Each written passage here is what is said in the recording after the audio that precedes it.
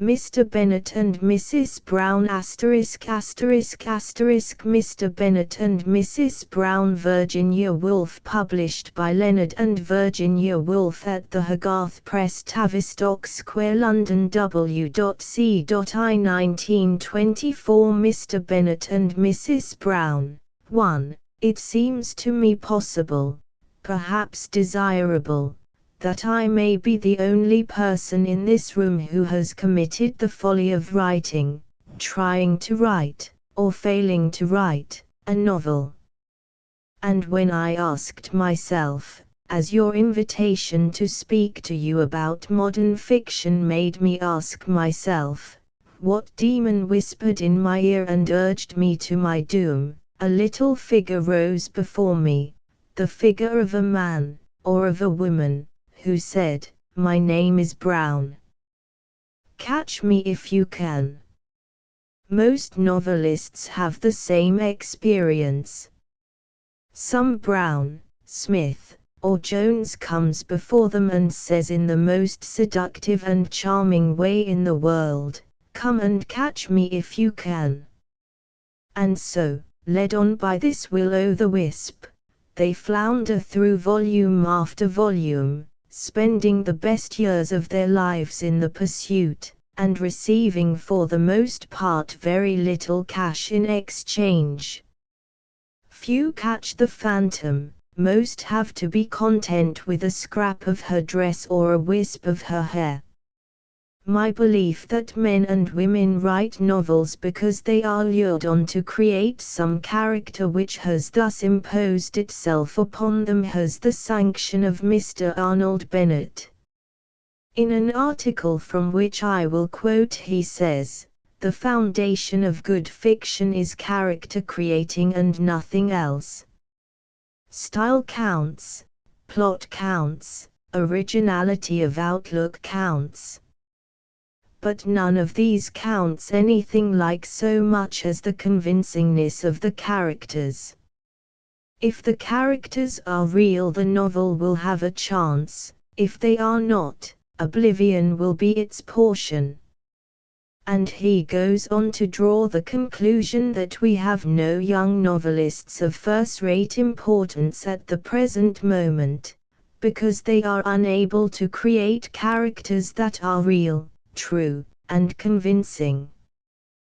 These are the questions that I want with greater boldness than discretion to discuss tonight.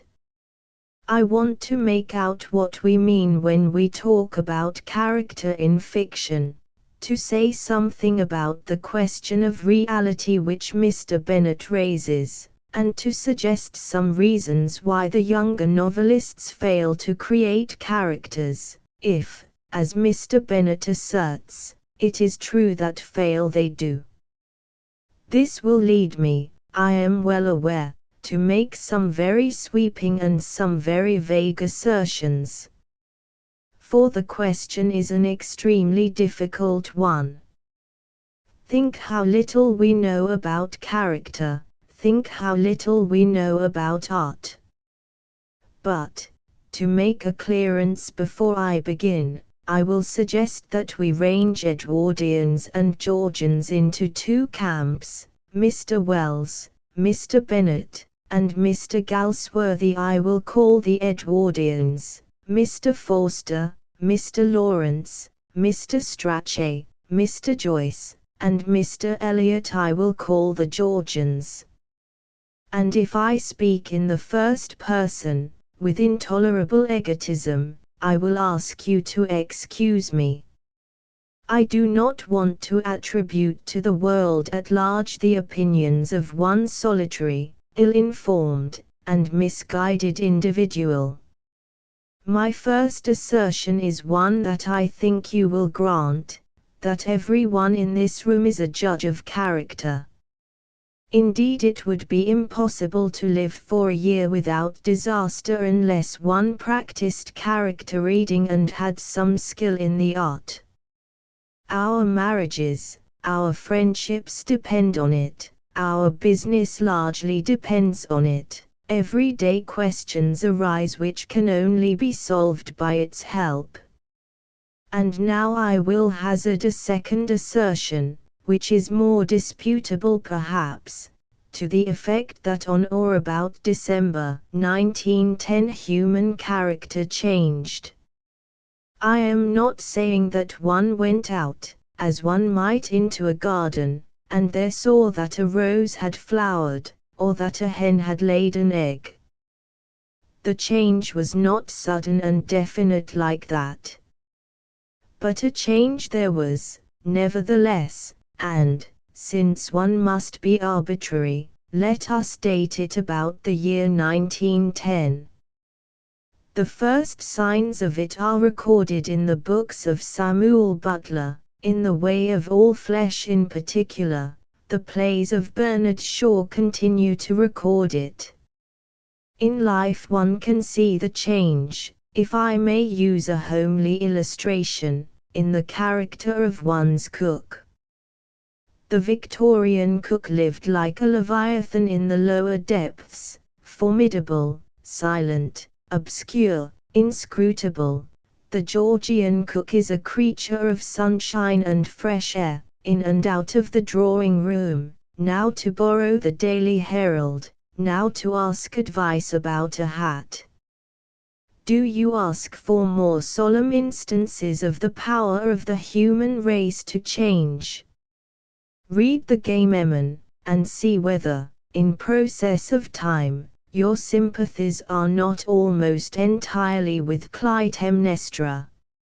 Or consider the married life of the Carlyles, and bewail the waste, the futility, for him and for her, of the horrible domestic tradition which made it seemly for a woman of genius to spend her time chasing beetles, scouring saucepans, instead of writing books.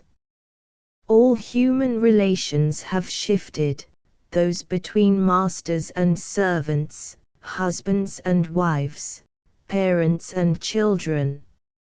And when human relations change, there is at the same time a change in religion, conduct, politics, and literature. Let us agree to place one of these changes about the year 1910. I have said that people have to acquire a good deal of skill in character reading if they are to live a single year of life without disaster. But it is the art of the young. In middle age and in old age the art is practiced mostly for its uses, and friendships and other adventures and experiments in the art of reading character are seldom made. But novelists differ from the rest of the world because they do not cease to be interested in character when they have learnt enough about it for practical purposes. They go a step further. They feel that there is something permanently interesting in character in itself. When all the practical business of life has been discharged, there is something about people which continues to seem to them of overwhelming importance, in spite of the fact that it has no bearing whatever upon their happiness, comfort, or income. The study of character becomes to them an absorbing pursuit, to impart character an obsession.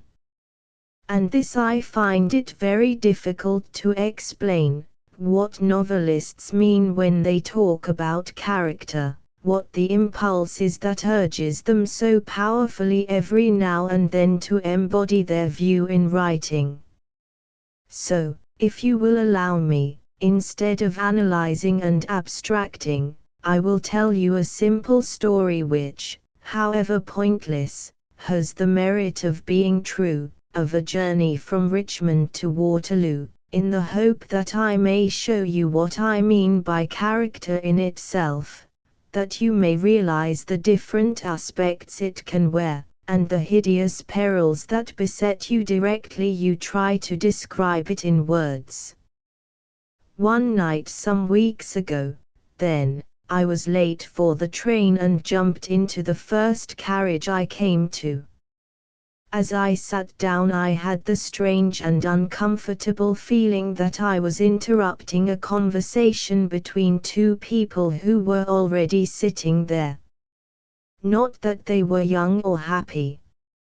Far from it. They were both elderly, the woman over 60, the man well over 40. They were sitting opposite each other, and the man, who had been leaning over and talking emphatically to judge by his attitude and the flush on his face, sat back and became silent. I had disturbed him, and he was annoyed. The elderly lady, however, whom I will call Mrs. Brown, seemed rather relieved. She was one of those clean, threadbare old ladies whose extreme tidiness, everything buttoned, fastened, tied together, mended and brushed up, suggests more extreme poverty than rags and dirt. There was something pinched about her, a look of suffering, of apprehension, and, in addition, she was extremely small. Her feet, in their clean little boots, scarcely touched the floor. I felt that she had nobody to support her, that she had to make up her mind for herself, that, having been deserted, or left a widow, years ago, she had led an anxious, harried life, bringing up an only son, perhaps, who, as likely as not, was by this time beginning to go to the bad. All this shot through my mind as I sat down, being uncomfortable, like most people, at traveling with fellow passengers unless I have somehow or other accounted for them. Then I looked at the man. He was no relation of Mrs. Brown's, I felt sure. He was of a bigger, burlier, less refined type. He was a man of business, I imagined, very likely a respectable corn chandler from the north, dressed in good blue serge with a pocket knife and a silk handkerchief, and a stout leather bag. Obviously, however, he had an unpleasant business to settle with Mrs. Brown, a secret, perhaps sinister business, which they did not intend to discuss in my presence. Yes, the Crofts have had very bad luck with their servants. Mr. Smith, as I will call him, said in a considering way, going back to some earlier topic, with a view to keeping up appearances. Ah, poor people, said Mrs. Brown, a trifle condescendingly. My grandmother had a maid who came when she was 15 and stayed till she was 80. This was said with a kind of hurt and aggressive pride to impress us both, perhaps. One doesn't often come across that sort of thing nowadays, said Mr. Smith in conciliatory tones. Then they were silent. It's odd they don't start a golf club there. I should have thought one of the young fellows would, said Mr. Smith, for the silence obviously made him uneasy. Mrs. Brown hardly took the trouble to answer. What changes they are making in this part of the world, said Mr. Smith, looking out of the window, and looking furtively at me as he did do. It was plain, from Mrs. Brown's silence, from the uneasy affability with which Mr. Smith spoke, that he had some power over her which he was exerting disagreeably. It might have been her son's downfall, or some painful episode in her past life, or her daughter's. Perhaps she was going to London to sign some document to make over some property. Obviously against her will she was in Mr. Smith's hands. I was beginning to feel a great deal of pity for her, when she said, suddenly and inconsequently, Can you tell me if an oak tree dies when the leaves have been eaten for 2 years in succession by caterpillars?" She spoke quite brightly, and rather precisely, in a cultivated, inquisitive voice. Mr. Smith was startled, but relieved to have a safe topic of conversation given him. He told her a great deal very quickly about plagues of insects. He told her that he had a brother who kept a fruit farm in Kent. He told her what fruit farmers do every year in Kent, and so on, and so on. While he talked, a very odd thing happened. Mrs. Brown took out her little white handkerchief and began to dab her eyes. She was crying. But she went on listening quite composedly to what he was saying, and he went on talking, a little louder, a little angrily, as if he had seen her cry often before, as if it were a painful habit. At last it got on his nerves. He stopped abruptly, looked out of the window, then leant towards her as he had been doing when I got in, and said in a bullying, menacing way, as if he would not stand any more nonsense, "So about that matter we were discussing. It'll be all right. George will be there on Tuesday." "We shan't be late," said Mrs. Brown, gathering herself together with superb dignity. Mr. Smith said nothing. He got up, buttoned his coat, reached his bag down, and jumped out of the train before it had stopped at Clapham Junction. He had got what he wanted, but he was ashamed of himself. He was glad to get out of the old lady's sight. Mrs. Brown and I were left alone together.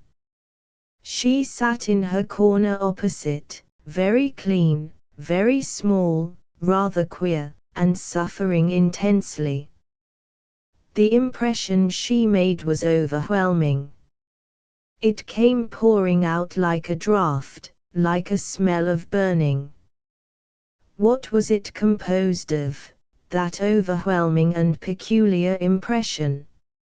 Myriads of irrelevant and incongruous ideas crowd into one's head on such occasions. One sees the person, one sees Mrs. Brown, in the center of all sorts of different scenes.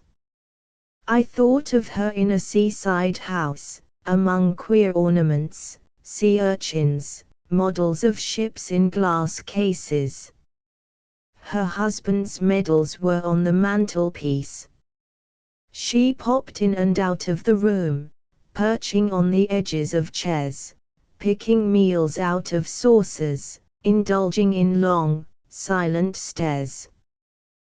The caterpillars and the oak trees seemed to imply all that. And then, into this fantastic and secluded life, in broke Mr. Smith. I saw him blowing in, so to speak, on a windy day. He banged, he slammed.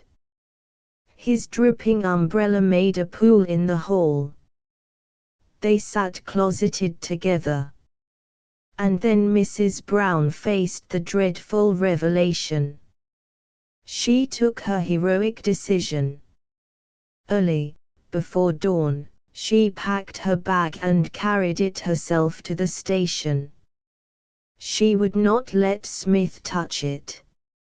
She was wounded in her pride, unmoored from her anchorage. She came of gentlefolks who kept servants, but details could wait. The important thing was to realize her character, to steep oneself in her atmosphere. I had no time to explain why I felt it somewhat tragic, heroic, yet with a dash of the flighty, and fantastic, before the train stopped, and I watched her disappear, carrying her bag, into the vast blazing station.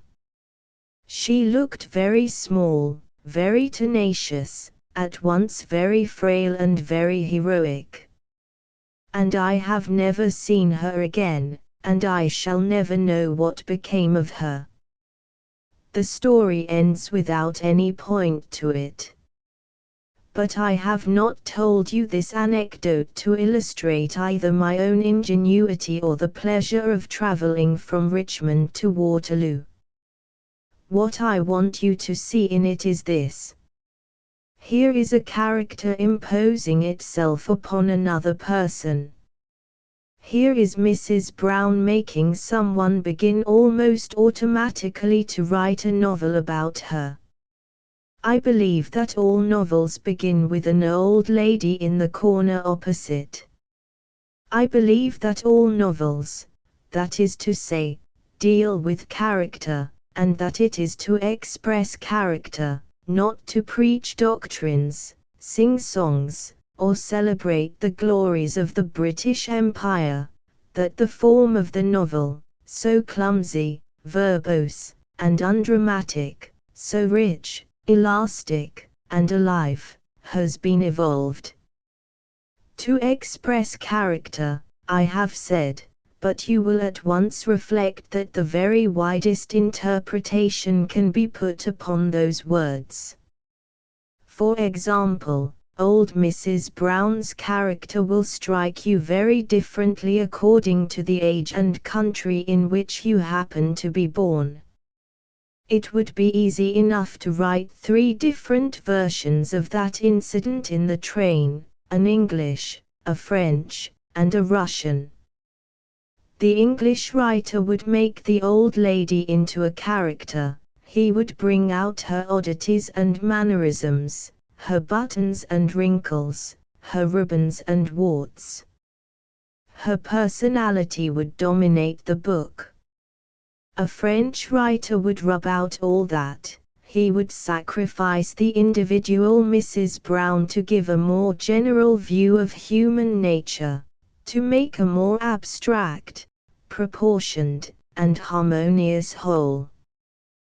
The Russian would pierce through the flesh, would reveal the soul alone, wandering out into the Waterloo Road, asking of life some tremendous question which would sound on and on in our ears after the book was finished. And then besides age and country there is the writer's temperament to be considered.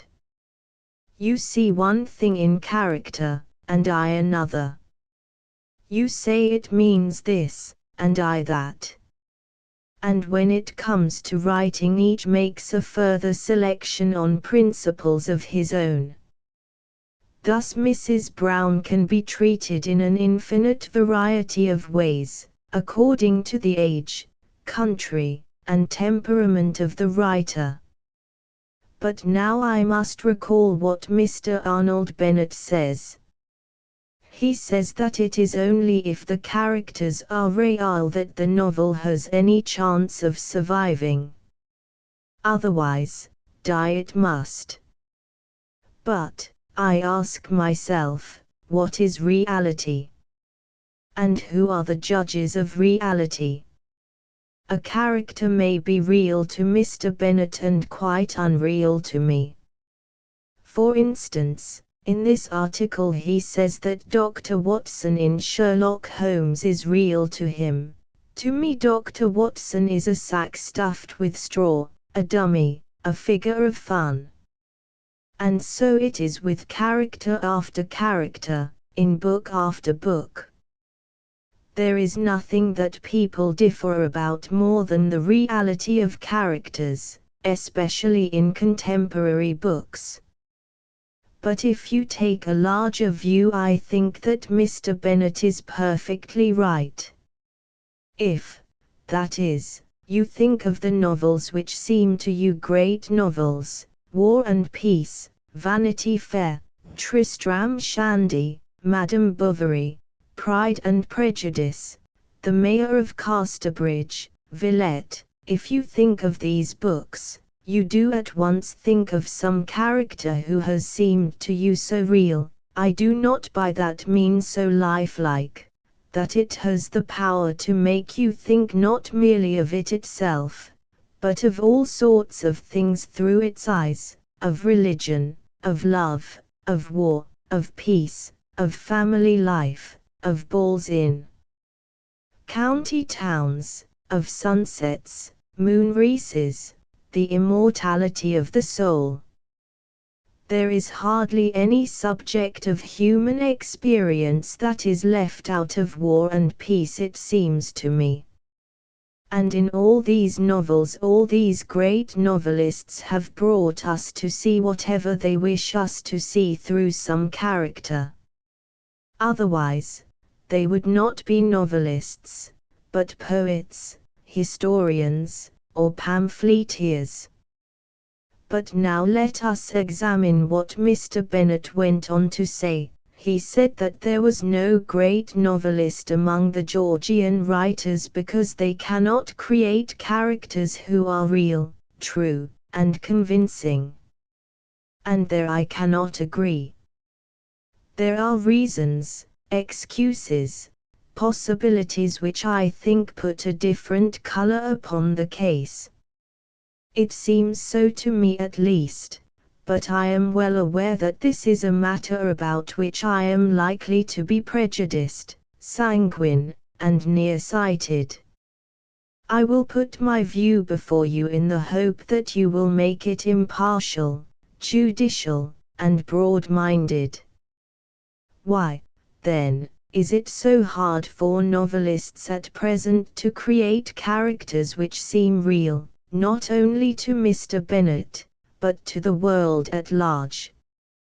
Why, when October comes round, do the publishers always fail to supply us with a masterpiece? Surely one reason is that the men and women who began writing novels in 1910 or thereabouts had this great difficulty to face, that there was no English novelist living from whom they could learn their business. Mr. Conrad is a Pole, which sets him apart, and makes him, however admirable, not very helpful. Mr. Hardy has written no novel since 1895. The most prominent and successful novelists in the year 1910 were, I suppose, Mr. Wells, Mr. Bennett, and Mr. Galsworthy. Now it seems to me that to go to these men and ask them to teach you how to write a novel, how to create characters that are real, is precisely like going to a bootmaker and asking him to teach you how to make a watch. Do not let me give you the impression that I do not admire and enjoy their books. They seem to me of great value, and indeed of great necessity. There are seasons when it is more important to have boots than to have watches. To drop metaphor, I think that after the creative activity of the Victorian age it was quite necessary, not only for literature but for life, that someone should write the books that Mr. Wells, Mr. Bennett, and Mr. Galsworthy have written. Yet what odd books they are!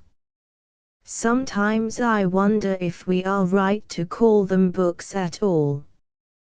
For they leave one with so strange a feeling of incompleteness and dissatisfaction.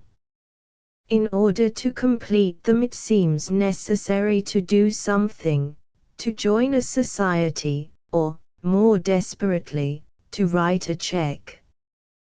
That done, the restlessness is laid, the book finished, it can be put upon the shelf, and need never be read again. But with the work of other novelists it is different. Tristram Shandy or Pride and Prejudice is complete in itself, it is self-contained, it leaves one with no desire to do anything, except indeed to read the book again, and to understand it better. The difference perhaps is that both Sterne and Jane Austen were interested in things in themselves, in character in itself, in the book in itself. Therefore everything was inside the book, nothing outside. But the Edwardians were never interested in character in itself, or in the book in itself. They were interested in something outside. Their books, then, were incomplete as books, and required that the reader should finish them, actively and practically, for himself. Perhaps we can make this clearer if we take the liberty of imagining a little party in the railway carriage. Mr. Wells, Mr. Galsworthy, Mr. Bennett are travelling to Waterloo with Mrs. Brown. Mrs. Brown, I have said, was poorly dressed and very small. She had an anxious, harassed look. I doubt whether she was what you call an educated woman.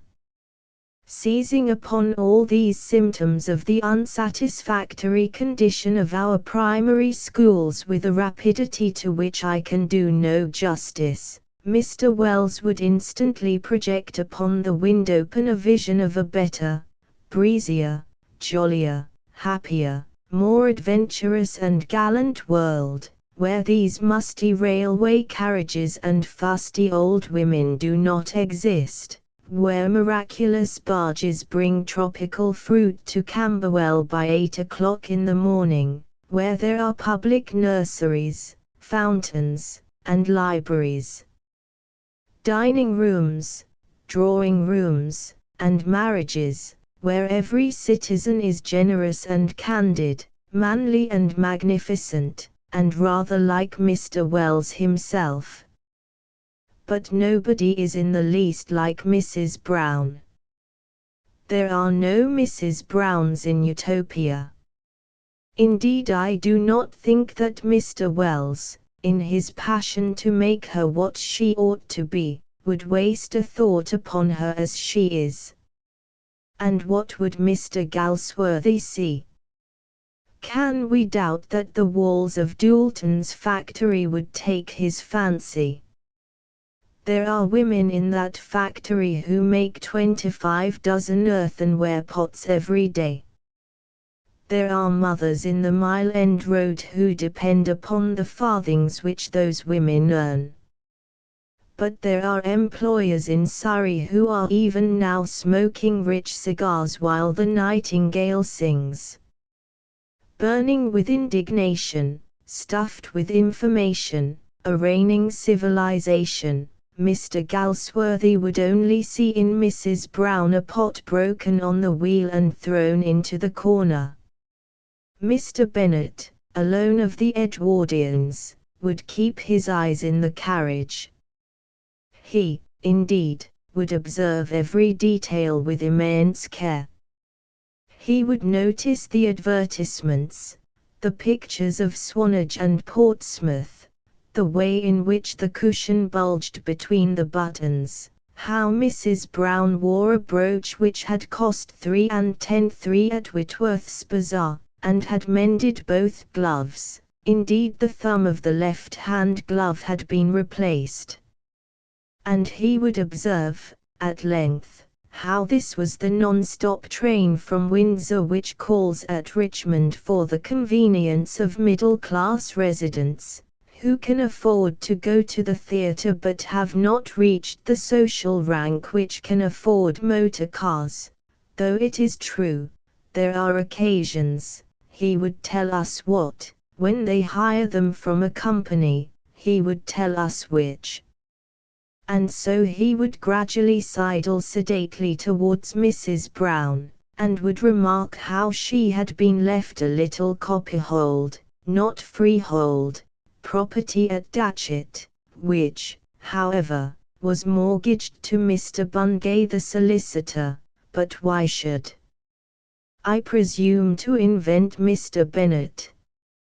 Does not Mr. Bennett write novels himself? I will open the first book that chance puts in my way, Hilda Lessways. Let us see how he makes us feel that Hilda is real, true, and convincing, as a novelist should. She shut the door in a soft, controlled way, which showed the constraint of her relations with her mother. She was fond of reading Maud, she was endowed with the power to feel intensely. So far, so good, in his leisurely, sure-footed way Mr. Bennett is trying in these first pages, where every touch is important, to show us the kind of girl she was. But then he begins to describe, not Hilda Lessways, but the view from her bedroom window, the excuse being that Mr. Skellorn, the man who collects rents, is coming along that way. Mr. Bennett proceeds. The bailiwick of Turnhill lay behind her, and all the murky district of the Five Towns, of which Turnhill is the northern outpost, lay to the south. At the foot of Chatterley Wood the canal wound in large curves on its way towards the undefiled plains of Cheshire and the sea. On the canal side, exactly opposite to Hilda's window, was a flour mill, that sometimes made nearly as much smoke as the kilns and the chimneys closing the prospect on either hand. From the flour mill a bricked path, which separated a considerable row of new cottages from their appurtenant gardens, led straight into Lessways Street, in front of Mrs. Lessways' house.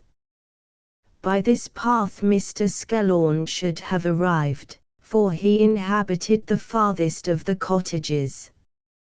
One line of insight would have done more than all those lines of description, but let them pass as the necessary drudgery of the novelist.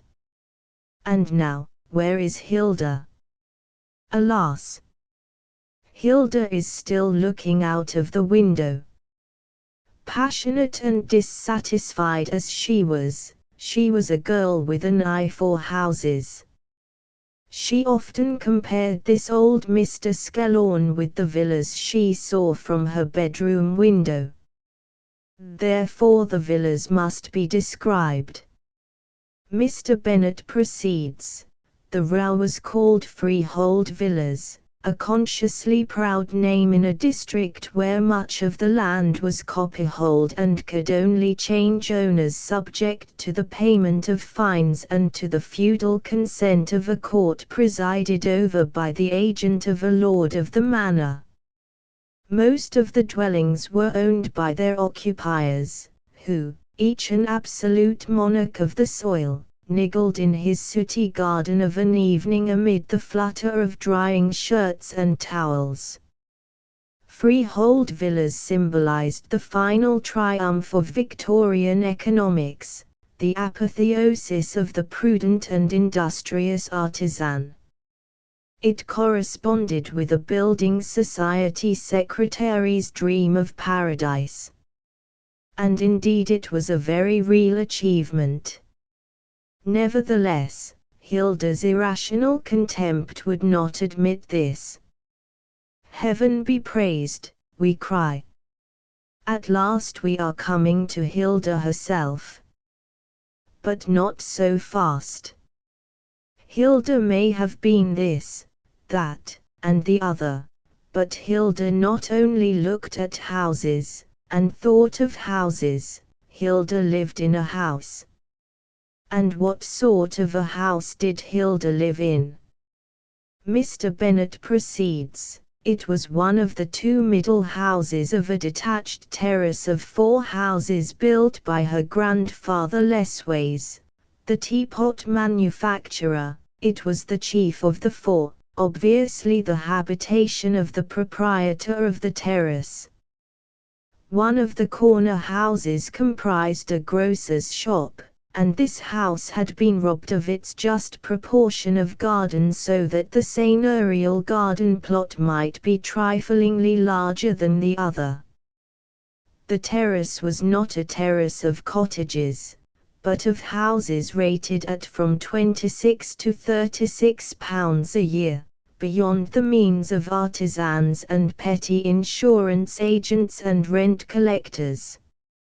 And further, it was well built, generously built, and its architecture, though debased, showed some faint traces of Georgian amenity.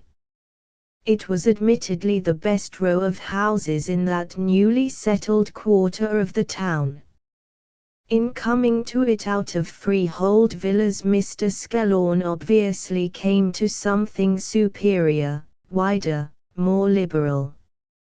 Suddenly Hilda heard her mother's voice. But we cannot hear her mother's voice, or Hilda's voice. We can only hear Mr. Bennett's voice telling us facts about rents and freeholds and copyholds and fines. What can Mr. Bennett be about? I have formed my own opinion of what Mr. Bennett is about. He is trying to make us imagine for him. He is trying to hypnotize us into the belief that, because he has made a house, there must be a person living there. With all his powers of observation, which are marvelous, with all his sympathy and humanity, which are great, Mr. Bennett has never once looked at Mrs. Brown in her corner. There she sits in the corner of the carriage, that carriage which is travelling, not from Richmond to Waterloo, but from one age of English literature to the next, for Mrs. Brown is eternal, Mrs. Brown is human nature, Mrs. Brown changes only on the surface, it is the novelists who get in and out. There she sits, and not one of the Edwardian writers has so much as looked at her. They have looked very powerfully, searchingly, and sympathetically out of the window, at factories, at utopias, even at the decoration and upholstery of the carriage, but never at her, never at life, never at human nature. And so they have developed a technique of novel writing which suits their purpose. They have made tools and established conventions which do their business. But those tools are not our tools, and that business is not our business. For us those conventions are ruin, those tools are death. You may well complain of the vagueness of my language. What is a convention, a tool, you may ask, and what do you mean by saying that Mr. Bennett's and Mr. Wells's and Mr. Galsworthy's conventions are the wrong conventions for the Georgians? The question is difficult. I will attempt a short cut. A convention in writing is not much different from a convention in manners. Both in life and in literature it is necessary to have some means of bridging the gulf between the hostess and her unknown guest on the one hand, the writer and his unknown reader on the other. The hostess bethinks her of the weather, for generations of hostesses have established the fact that this is a subject of universal interest in which we all believe.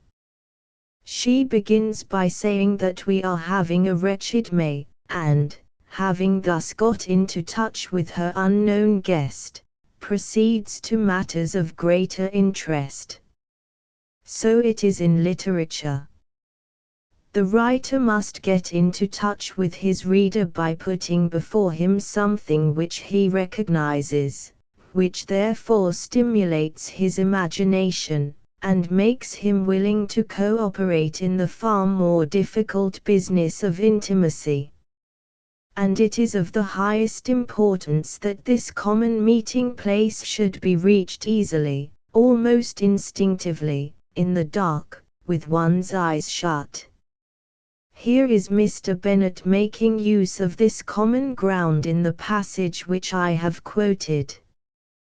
The problem before him was to make us believe in the reality of Hilda Lessways. So he began, being an Edwardian, by describing accurately and minutely the sort of house Hilda lived in, and the sort of house she saw from the window. House property was the common ground from which the Edwardians found it easy to proceed to intimacy. Indirect as it seems to us, the convention worked admirably, and thousands of Hilda Lesways were launched upon the world by this means.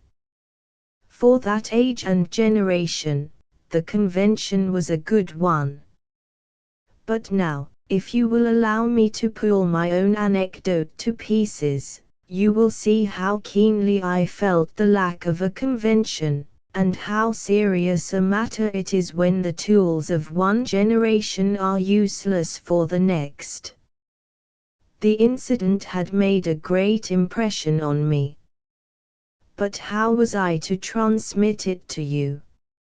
All I could do was to report as accurately as I could what was said, to describe in detail what was worn, to say, despairingly, that all sorts of scenes rushed into my mind, to proceed to tumble them out pell-mell, and to describe this vivid, this overmastering impression by likening it to a draught or a smell of burning.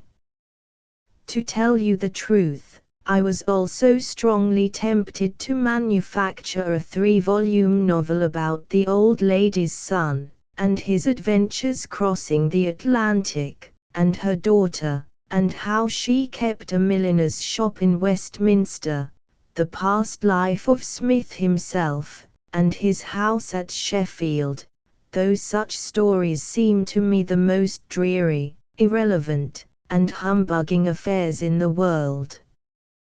But if I had done that I should have escaped the appalling effort of saying what I meant. And to have got at what I meant I should have had to go back and back and back, to experiment with one thing and another, to try this sentence and that, referring each word to my vision, matching it as exactly as possible, and knowing that somehow I had to find a common ground between us, a convention which would not seem to you too odd, unreal, and far-fetched to believe in. I admit that I shirked that arduous undertaking. I let my Mrs. Brown slip through my fingers. I have told you nothing whatever about her. But that is partly the great Edwardians' fault. I asked them, they are my elders and betters, how shall I begin to describe this woman's character? And they said, begin by saying that her father kept a shop in Harrogate. Ascertain the rent. Ascertain the wages of shop assistants in the year 1878. Discover what her mother died of. Describe cancer. Describe calico. Describe, but I cried, stop. Stop. And I regret to say that I threw that ugly, that clumsy, that incongruous tool out of the window, for I knew that if I began describing the cancer and the calico, my Mrs. Brown, that vision to which I cling though I know no way of imparting it to you, would have been dulled and tarnished and vanished forever. That is what I mean by saying that the Edwardian tools are the wrong ones for us to use. They have laid an enormous stress upon the fabric of things. They have given us a house in the hope that we may be able to deduce the human beings who live there. To give them their due, they have made that house much better worth living in. But if you hold that novels are in the first place about people, and only in the second about the houses they live in, that is the wrong way to set about it. Therefore, you see, the Georgian writer had to begin by throwing away the method that was in use at the moment. He was left alone there facing Mrs. Brown without any method of conveying her to the reader. But that is inaccurate. A writer is never alone. There is always the public with him, if not on the same seat, at least in the compartment next door. Now the public is a strange traveling companion. In England it is a very suggestible and docile creature, which, once you get it to attend, will believe implicitly what it is told for a certain number of years. If you say to the public with sufficient conviction, all women have tails, and all men humps, it will actually learn to see women with tails and men with humps, and will think it very revolutionary and probably improper if you say nonsense. Monkeys have tails and camels humps. But men and women have brains, and they have hearts, they think and they feel. That will seem to it a bad joke, and an improper one into the bargain. But to return. Here is the British public sitting by the writer's side and saying in its vast and unanimous way, old women have houses. They have fathers. They have incomes. They have servants. They have hot water bottles. That is how we know that they are old women. Mr. Wells and Mr. Bennett and Mr. Galsworthy have always taught us that this is the way to recognize them. But now with your Mrs. Brown, how are we to believe in her? We do not even know whether her villa was called Albert or Balmoral, what she paid for her gloves, or whether her mother died of cancer or of consumption. How can she be alive? No, she is a mere figment of your imagination. And old women of course ought to be made of freehold villas and copyhold estates, not of imagination. The Georgian novelist, therefore, was in an awkward predicament. There was Mrs. Brown protesting that she was different, quite different, from what people made out, and luring the novelist to her rescue by the most fascinating if fleeting glimpse of her charms. There were the Edwardians handing out tools appropriate to house building and house breaking, and there was the British public asseverating that they must see the hot water bottle first. Meanwhile the train was rushing to that station where we must all get out.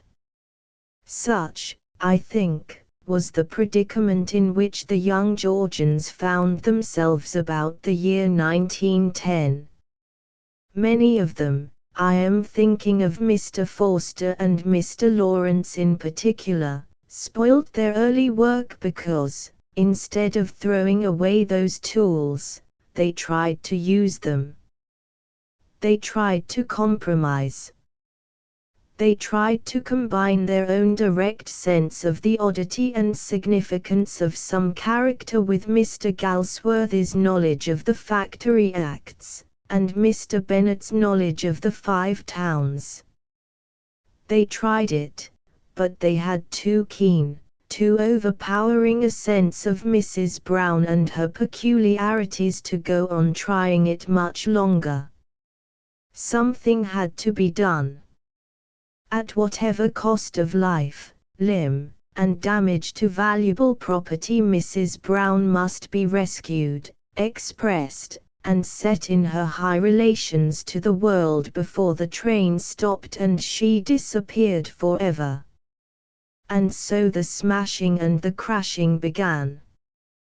Thus it is that we hear all round us, in poems and novels and biographies, even in newspaper articles and essays, the sound of breaking and falling, crashing and destruction.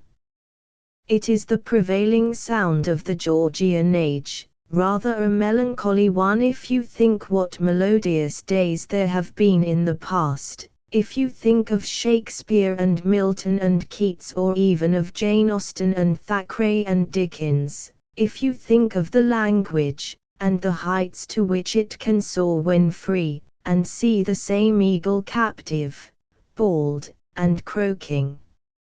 In view of these facts, with these sounds in my ears and these fancies in my brain, I am not going to deny that Mr. Bennett has some reason when he complains that our Georgian writers are unable to make us believe that our characters are real. I am forced to agree that they do not pour out 3 immortal masterpieces with Victorian regularity every autumn. But instead of being gloomy, I am sanguine. For this state of things is, I think, inevitable whenever from hoar old age or callow youth the convention ceases to be a means of communication between writer and reader, and becomes instead an obstacle and an impediment. At the present moment we are suffering, not from decay, but from having no code of manners which writers and readers accept as a prelude to the more exciting intercourse of friendship. The literary convention of the time is so artificial. You have to talk about the weather and nothing but the weather throughout the entire visit, that, naturally, the feeble are tempted to outrage, and the strong are led to destroy the very foundations and rules of literary society. Signs of this are everywhere apparent. Grammar is violated, syntax disintegrated, as a boy staying with an aunt for the weekend rolls in the geranium bed out of sheer desperation as the solemnities of the Sabbath wear on. The more adult writers do not, of course, indulge in such wanton exhibitions of spleen. Their sincerity is desperate, and their courage tremendous. It is only that they do not know which to use, a fork or their fingers. Thus, if you read Mr. Joyce and Mr. Eliot, you will be struck by the indecency of the one, and the obscurity of the other. Mr. Joyce's indecency in Ulysses seems to me the conscious and calculated indecency of a desperate man who feels that in order to breathe he must break the windows. At moments, when the window is broken, he is magnificent. But what a waste of energy! And, after all, how dull indecency is, when it is not the overflowing of a superabundant energy or savagery, but the determined and public-spirited act of a man who needs fresh air. Again, with the obscurity of Mr. Eliot. I think that Mr. Eliot has written some of the loveliest single lines in modern poetry. But how intolerant he is of the old usages and politenesses of society, respect for the weak, consideration for the dull. As I sun myself upon the intense and ravishing beauty of one of his lines, and reflect that I must make a dizzy and dangerous leap to the next, and so on from line to line, like an acrobat flying precariously from bar to bar, I cry out, I confess, for the old decorums, and envy the indolence of my ancestors who, instead of spinning madly through midair, dreamt quietly in the shade with a book. Again, in Mr. Strachey's books, eminent Victorians and Queen Victoria, the effort and strain of writing against the grain and current of the times is visible too. It is much less visible, of course, for not only is he dealing with facts, which are stubborn things, but he has fabricated, chiefly from 18th-century material, a very discreet code of manners of his own, which allows him to sit at table with the highest in the land and to say a great many things under cover of that exquisite apparel which, had they gone naked, would have been chased by the men servants from the room. Still, if you compare eminent Victorians with some of Lord Macaulay's essays, though you will feel that Lord Macaulay is always wrong, and Mr. Strachey always right, you will also feel a body, a sweep, a richness in Lord Macaulay's essays which show that his age was behind him, all his strength went straight into his work. None was used for purposes of concealment or of conversion.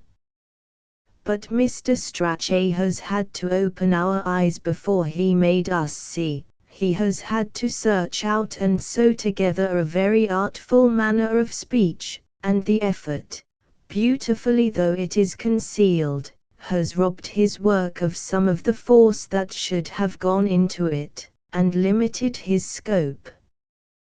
For these reasons, then, we must reconcile ourselves to a season of failures and fragments.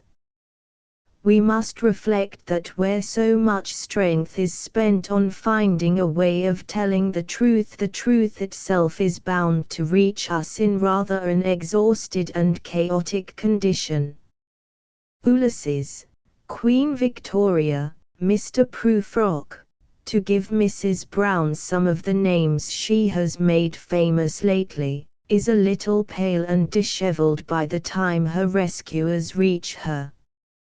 And it is the sound of their axes that we hear, a vigorous and stimulating sound in my ears, unless of course you wish to sleep, when, in the bounty of his concern, Providence has provided a host of writers anxious and able to satisfy your needs.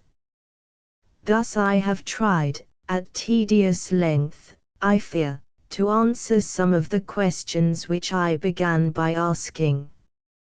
I have given an account of some of the difficulties which in my view beset the Georgian writer in all his forms. I have sought to excuse him. May I end by venturing to remind you of the duties and responsibilities that are yours as partners in this business of writing books, as companions in the railway carriage, as fellow travellers with Mrs. Brown. For she is just as visible to you who remain silent as to us who tell stories about her. In the course of your daily life this past week you have had far stranger and more interesting experiences than the one I have tried to describe. You have overheard scraps of talk that filled you with amazement. You have gone to bed at night bewildered by the complexity of your feelings. In one day thousands of ideas have coursed through your brains. Thousands of emotions have met, collided, and disappeared in astonishing disorder. Nevertheless, you allow the writers to palm off upon you a version of all this, an image of Mrs. Brown, which has no likeness to that surprising apparition whatsoever. In your modesty you seem to consider that writers are of different blood and bone from yourselves, that they know more of Mrs. Brown than you do. Never was there a more fatal mistake. It is this division between reader and writer, this humility on your part, these professional airs and graces on ours, that corrupt and emasculate the books which should be the healthy offspring of a close and equal alliance between us. Hence spring those sleek, smooth novels, those portentous and ridiculous biographies, that milk and watery criticism, those poems melodiously celebrating the innocence of roses and sheep which pass so plausibly for literature at the present time. Your part is to insist that writers shall come down off their plinths and pedestals, and describe beautifully if possible, Truthfully, at any rate, our Mrs. Brown. You should insist that she is an old lady of unlimited capacity and infinite variety, capable of appearing in any place, wearing any dress, saying anything and doing heaven knows what. But the things she says and the things she does and her eyes and her nose and her speech and her silence have an overwhelming fascination, for she is, of course, the spirit we live by, life itself. But do not expect just at present a complete and satisfactory presentment of her. Tolerate the spasmodic, the obscure, the fragmentary, the failure. Your help is invoked in a good cause. For I will make one final and surpassingly rash prediction. We are trembling on the verge of one of the great ages of English literature. But it can only be reached if we are determined never, never to desert Mrs. Brown. 1. A paper read to the heretics, Cambridge, on the 18th of May, 1924. End of the Project Gutenberg ebook. Mr. Bennett and Mrs. Brown updated editions will replace the previous one, the old editions will be renamed. Creating the works from print editions not protected by U.S. copyright law means that no one owns a United States copyright in these works. So the Foundation, and you, can copy and distribute it in the United States without permission and without paying copyright royalties. Special rules, set forth in the general terms of use part of this license, apply to copying and distributing Project Gutenberg trademark symbol electronic works to protect the Project Gutenberg trademark symbol concept and trademark.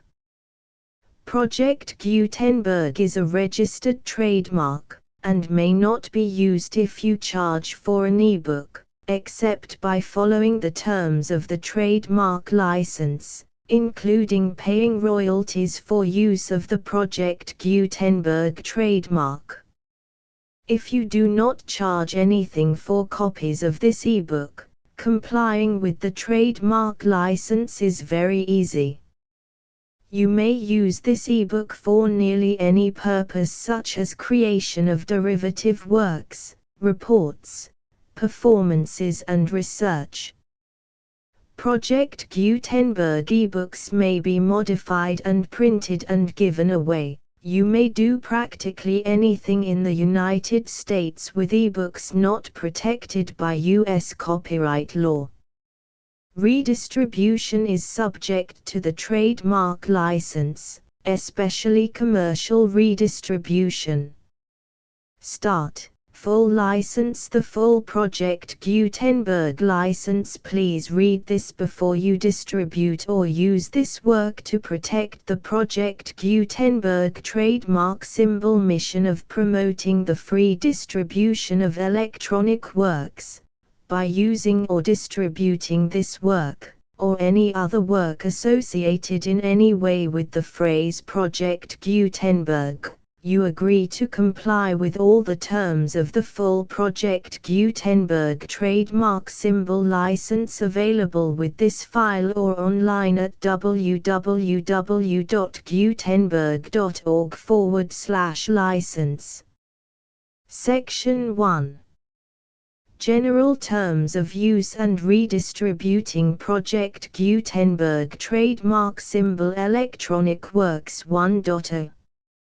By reading or using any part of this Project Gutenberg trademark symbol electronic work, you indicate that you have read, understand, agree to and accept all the terms of this license and intellectual property, trademark/copyright, agreement. If you do not agree to abide by all the terms of this agreement, you must cease using and return or destroy all copies of Project Gutenberg trademark symbol electronic works in your possession. If you paid a fee for obtaining a copy of or access to a Project Gutenberg trademark symbol electronic work and you do not agree to be bound by the terms of this agreement, you may obtain a refund from the person or entity to whom you paid the fee as set forth in paragraph 1.e.8. 1.b Project Gutenberg is a registered trademark. It may only be used on or associated in any way with an electronic work by people who agree to be bound by the terms of this agreement. There are a few things that you can do with most Project Gutenberg trademark symbol electronic works even without complying with the full terms of this agreement. See paragraph 1.c below. There are a lot of things you can do with Project Gutenberg trademark symbol electronic works if you follow the terms of this agreement and help preserve free future access to Project Gutenberg trademark symbol electronic works. See paragraph 1.e below. 1.c.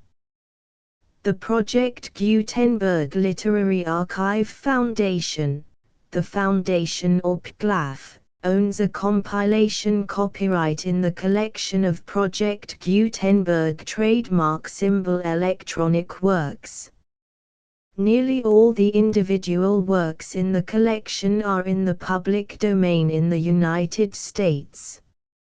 If an individual work is unprotected by copyright law in the United States and you are located in the United States, we do not claim a right to prevent you from copying, distributing, performing, displaying or creating derivative works based on the work as long as all references to Project Gutenberg are removed.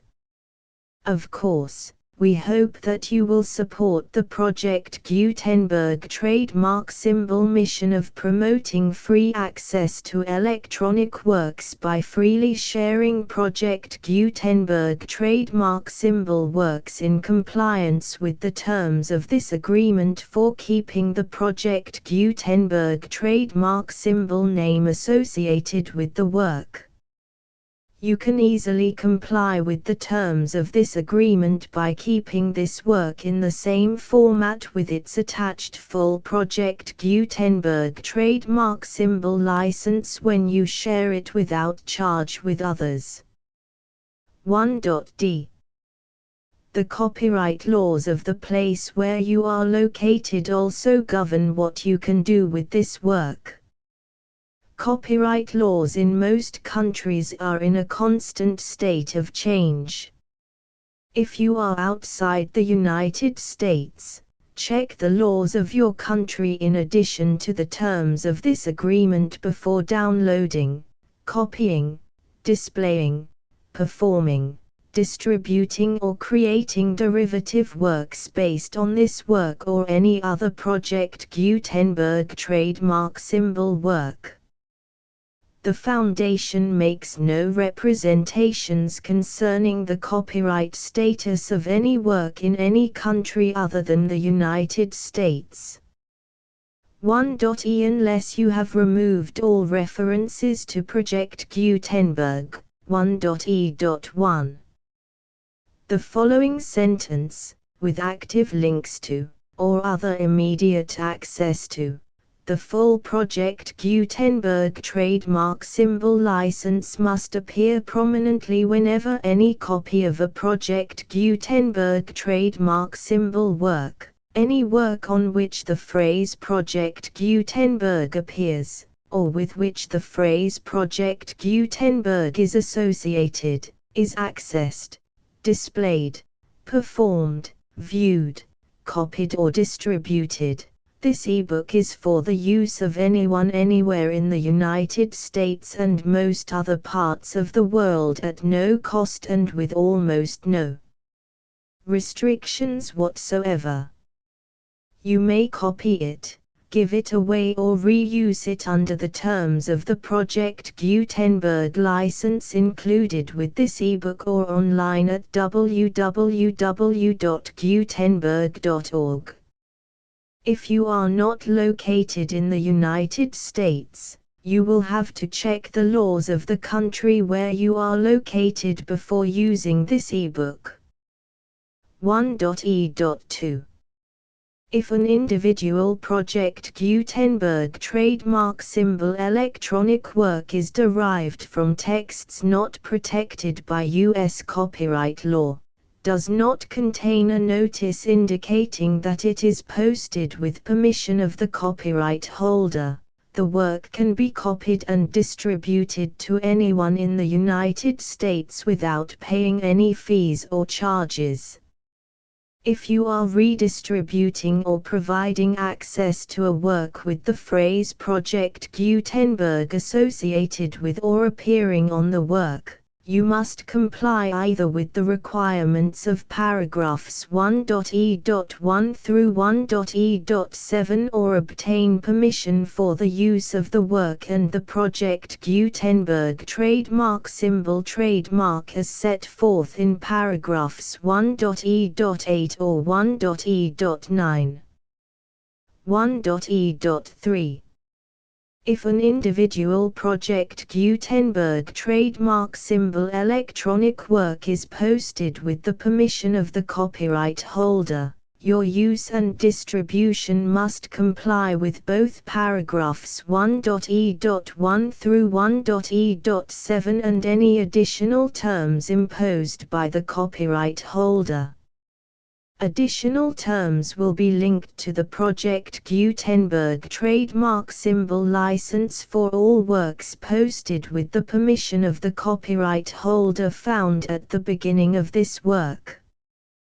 1.e.4 Do not unlink or detach or remove the full Project Gutenberg trademark symbol license terms from this work, or any files containing a part of this work or any other work associated with Project Gutenberg trademark symbol. 1.e.5 Do not copy, display, perform, distribute or redistribute this electronic work, or any part of this electronic work, without prominently displaying the sentence set forth in paragraph 1.e.1 with active links or immediate access to the full terms of the Project Gutenberg trademark symbol license. 1.e.6 You may convert to and distribute this work in any binary, compressed, marked up, non-proprietary or proprietary form, including any word processing or hypertext form. However, if you provide access to or distribute copies of a Project Gutenberg trademark symbol work in a format other than plain vanilla ASCII or other format used in the official version posted on the official Project Gutenberg trademark symbol website, www.gutenberg.org, you must, at no additional cost, fee or expense to the user, provide a copy, a means of exporting a copy, or a means of obtaining a copy upon request, of the work in its original plain vanilla ASCII or other form.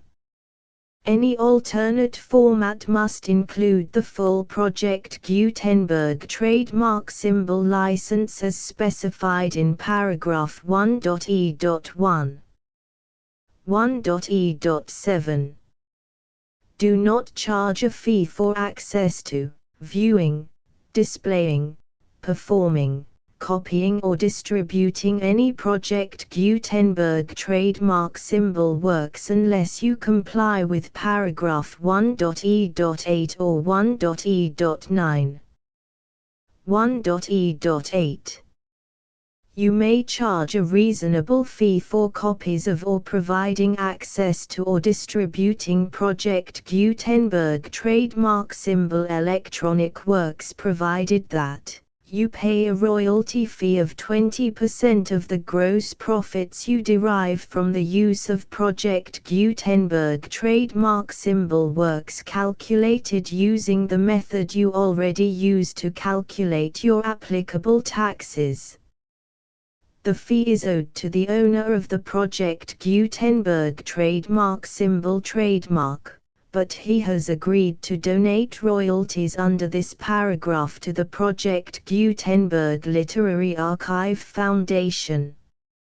Royalty payments must be paid within 60 days following each date on which you prepare, or are legally required to prepare, your periodic tax returns.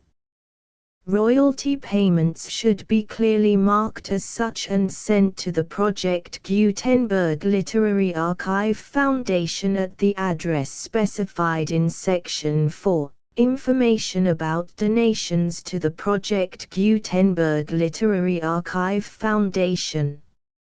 You provide a full refund of any money paid by a user who notifies you in writing, or by email, within 30 days of receipt that he does not agree to the terms of the full Project Gutenberg trademark symbol license.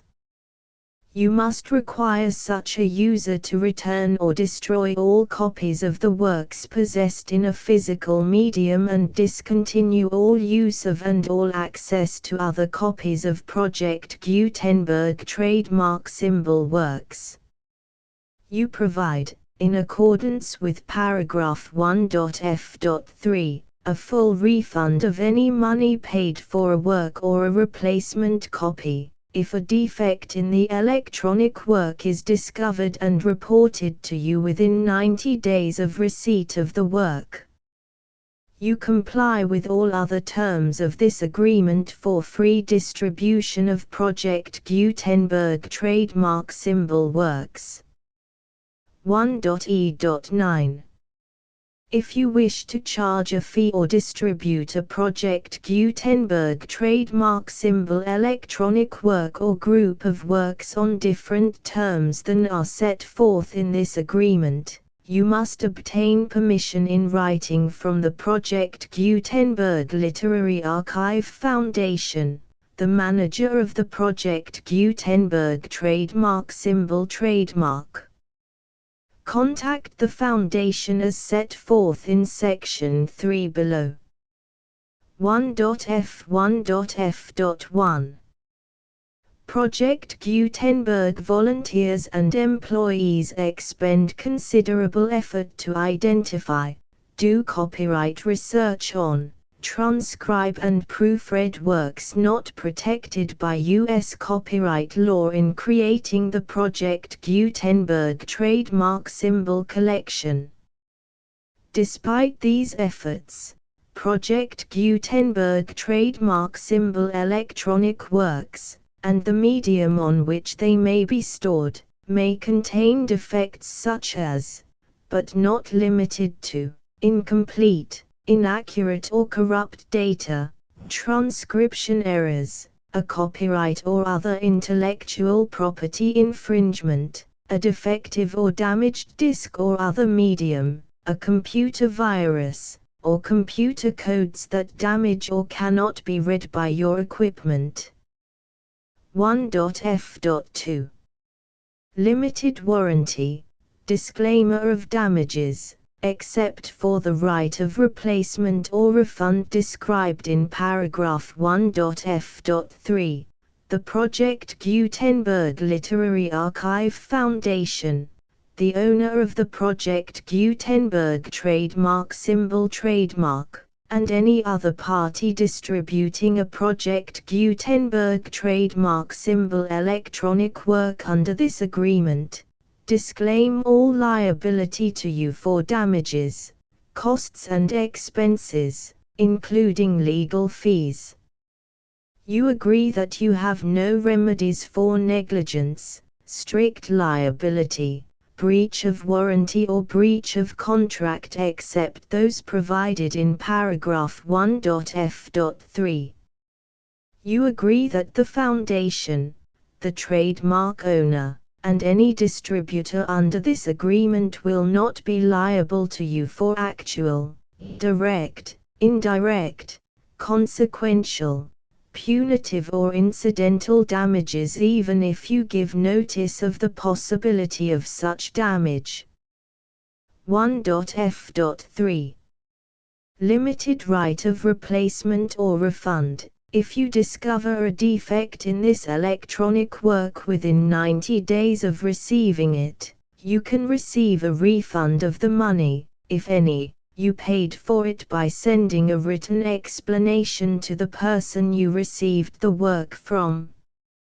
If you received the work on a physical medium, you must return the medium with your written explanation. The person or entity that provided you with the defective work may elect to provide a replacement copy in lieu of a refund.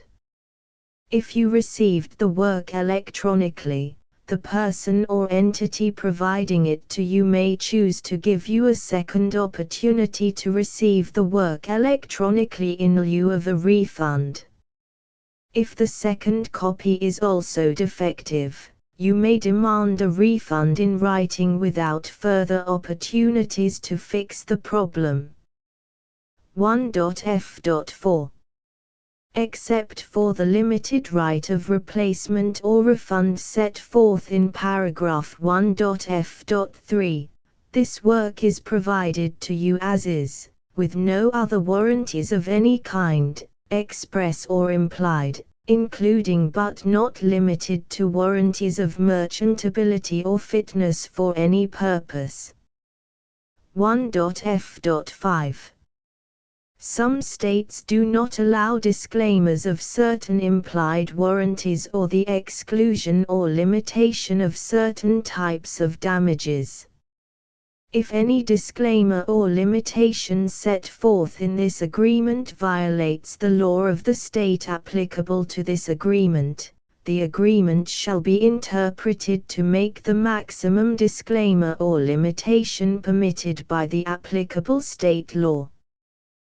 The invalidity or unenforceability of any provision of this agreement shall not void the remaining provisions. 1.f.6.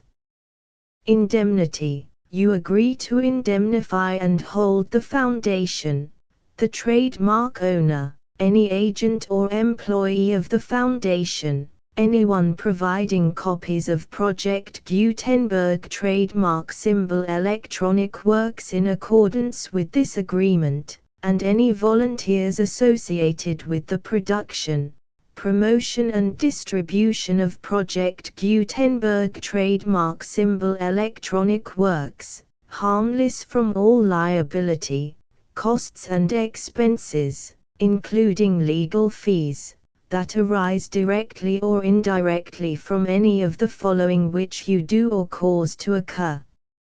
A. Distribution of this or any Project Gutenberg trademark symbol work.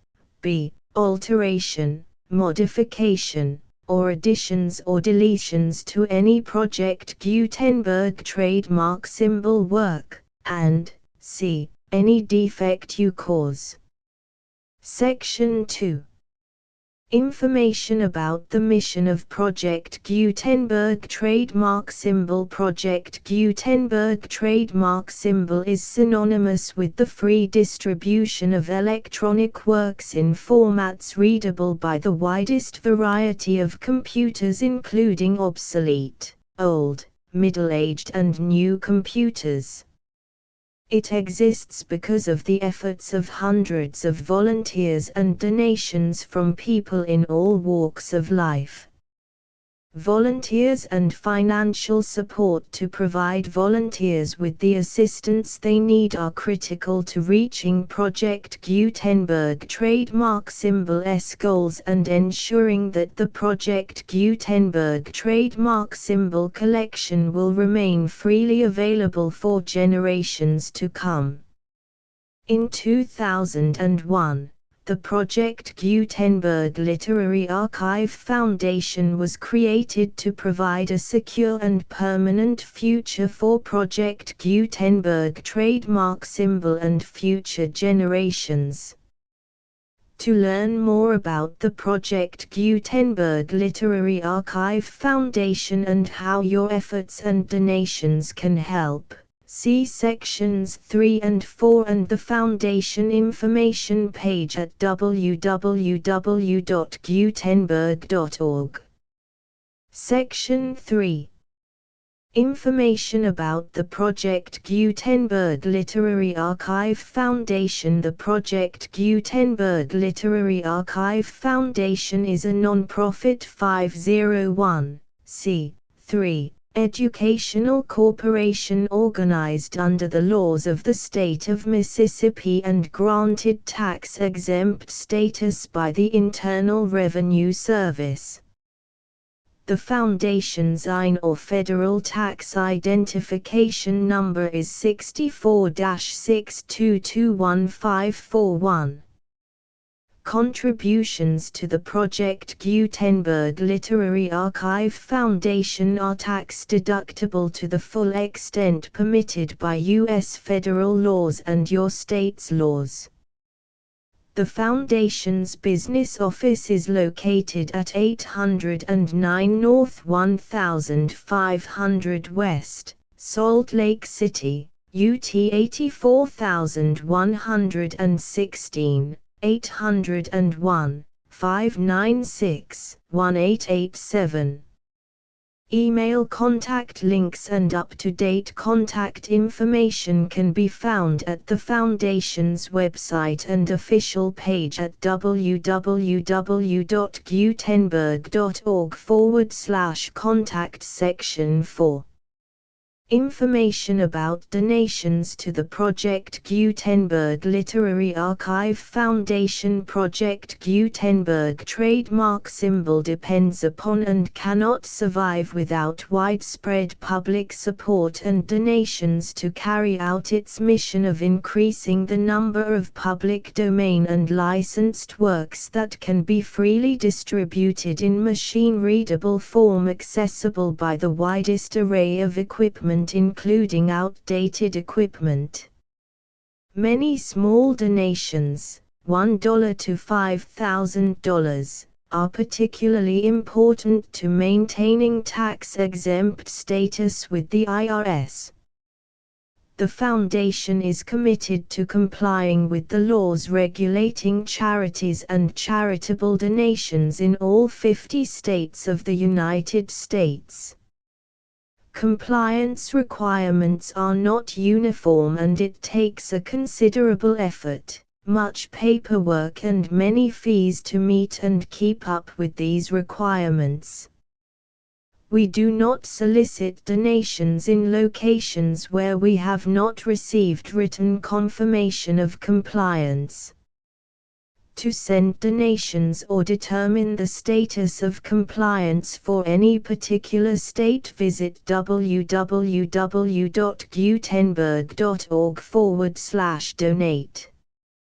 While we cannot and do not solicit contributions from states where we have not met the solicitation requirements, we know of no prohibition against accepting unsolicited donations from donors in such states who approach us with offers to donate.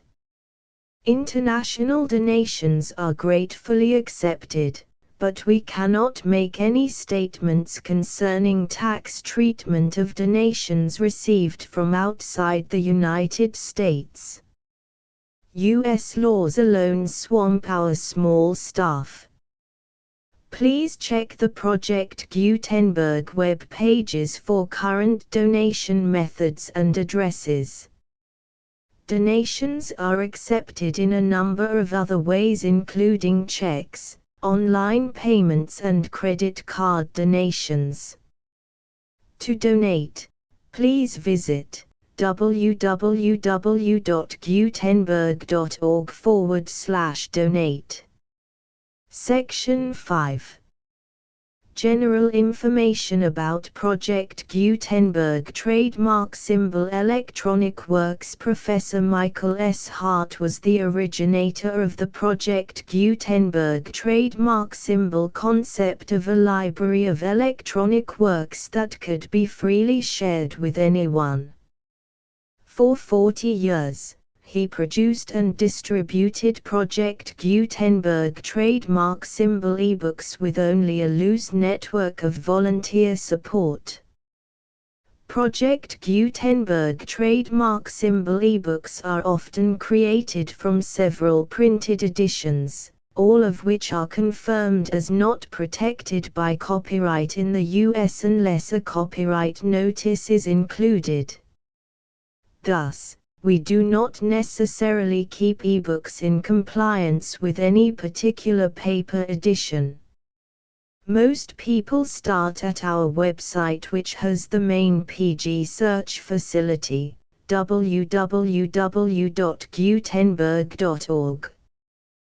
This website includes information about Project Gutenberg trademark symbol, including how to make donations to the Project Gutenberg Literary Archive Foundation, how to help produce our new ebooks, and how to subscribe to our email newsletter to hear about new ebooks.